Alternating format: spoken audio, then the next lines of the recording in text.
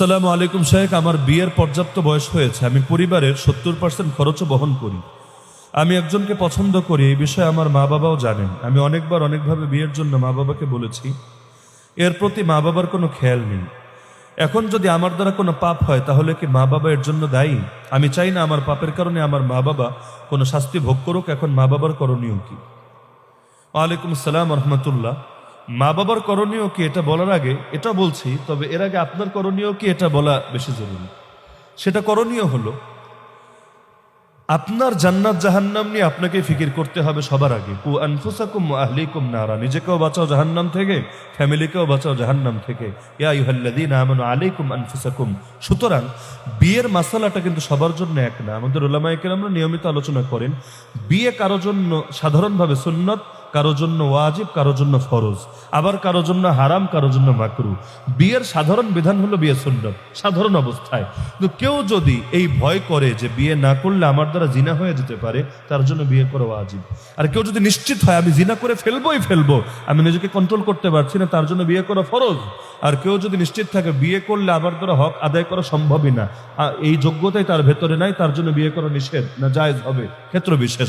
সুতরাং বিয়ের বিধান সকলের জন্য এক না। তো আপনি যদি আশঙ্কা অনুভব করেন, এক নম্বর তো আপনার জন্য করণীয় হলো যে বিয়ে বহির্ভূত সম্পর্ক আজকে এখান থেকে যাওয়ার আগেই এখান থেকে ডিসকানেক্ট করে দেওয়া। যে আল্লাহ যদি হালাল করেন ঠিক আছে, এরপরে আপনার তখন তো এটা আপনার জন্য ইবাদত হয়ে যাবে, শুধুমাত্র মহাব্বতই না ইবাদত হবে। কিন্তু এর আগ পর্যন্ত একটা কথাও বলবেন না, কোনোভাবে তার সাথে যোগাযোগের চেষ্টা করবেন না। হ্যাঁ, আপনি নিজের চরিত্র রক্ষার জন্য এটাকে বৈধ করার চেষ্টা করতে পারেন। যদি আপনি মনে করেন যে না, আমি এই গুনাহ চালাতেই থাকবো, একে আমি নিজেকে পরিপূর্ণ ফিরাতে পারবো না, তাহলে বৈধ করার চেষ্টা করেন।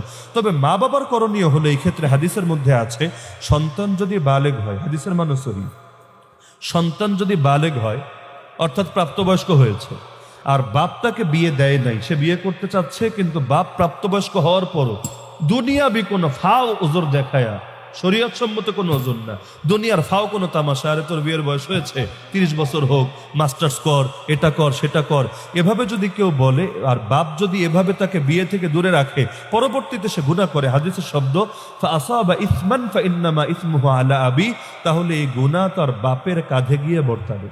এর মানে সে মাপ পাবে এটা না, গুনাহ তার তো হবেই, পাশাপাশি বাপেরও গুনাহ হবে। কারণ সন্তানের পেটের ক্ষুধা নিবারণ করা যেমন বাপের দায়িত্ব, সন্তানের আখলাক রক্ষা করা, তাকে জাহান্নাম থেকে বাঁচানোর জন্য ফিকির করা, এটাও বাপের নৈতিক দায়িত্ব। সুতরাং আমি উভয়কে নসিহত করছি, যে ভাই প্রশ্নটা করেছেন তাকেও নসিহত করছি, আপনি হারাম থেকে পুরোপুরি বের হয়ে আসেন, হারাম থেকে নিজেকে পুরোপুরি বের করে আনেন। আর যদি হালাল করার মতো কোনো সুরাত থাকে আপনার জন্য চেষ্টা চালান। যদি এতে 1 মাস যায়, 6 মাস যায়, আল্লাহর জন্য সবর করেন, আল্লাহ ইনশাআল্লাহ জান্নাতে পুষিয়ে দিবেন।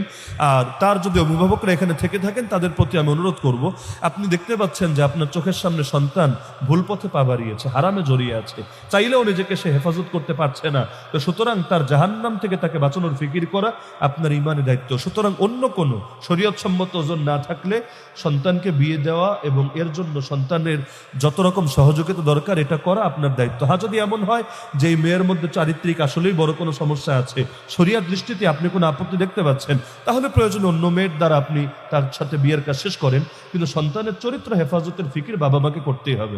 আল্লাহ আমাদের সবাইকে বোঝার তৌফিক দান।